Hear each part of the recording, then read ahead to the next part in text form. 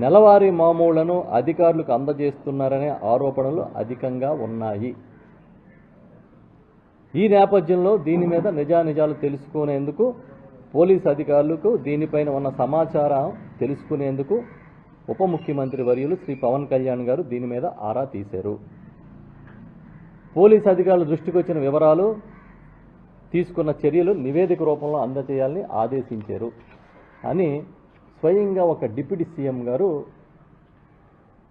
ఈ జోదం మీద, ఈ రాష్ట్రంలో జోదా శిబిరాల నిర్వహణ మీద ఆందోళన చెందుతూ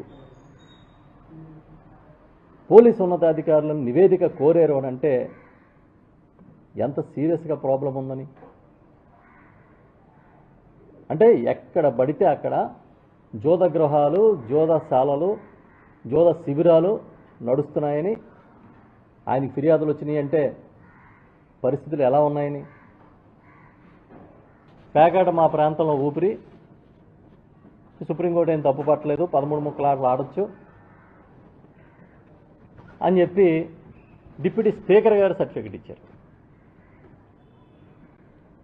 డిప్యూటీ స్పీకర్ గారు ఎవరైతే డిప్యూటీ సీఎం గారు ఒక డిఎస్పీ మీద ఆయన వైఖరి మీద కంప్లైంట్ చేస్తే డిప్యూటీ స్పీకర్ గారేమో ఆయన చాలా మంచి అధికారి అని చెప్పినట్టుగా ఎన్ని వార్తలు వచ్చినాయి. నేనేమి చెప్తున్నవి కాదు, రాజకీయ ఆరోపణలు ఏం కాదు.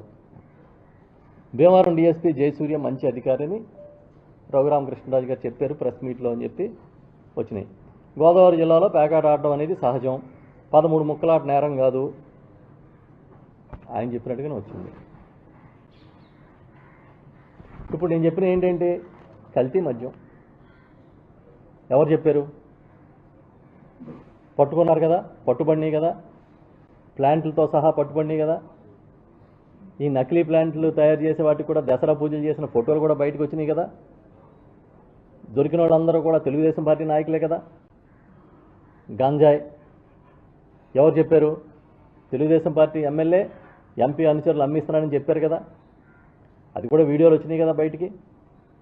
పేకాట, ఈ జోద గృహాలన్నీ పెరిగిపోయినాయి, దీన్ని కంట్రోల్ చేయాల్సిన బాధ్యత ఉందా, మీరు ఎంతవరకు ఏం చర్యలు తీసుకున్నారని డిప్యూటీ సీఎం గారే కదా పోలీసులను అడిగారు.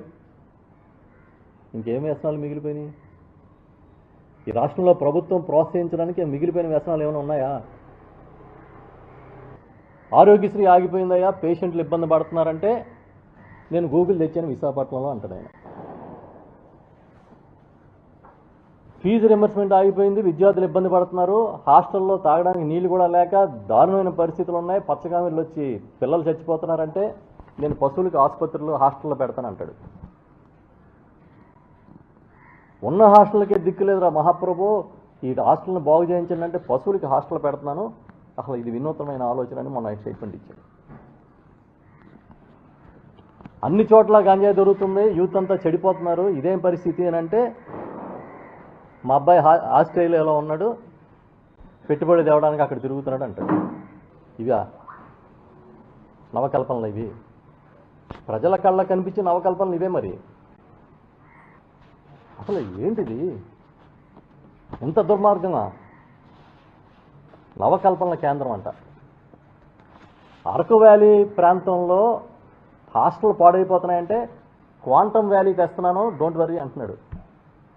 అసలు అంటే కనెక్షన్ లేదు, దేనికి కనెక్షన్ లేదని చెప్పడం నా ఉద్దేశం. ప్రజా సమస్యలకి ఆయన చెప్పే మాటలకి కనెక్టివిటీ పోయింది.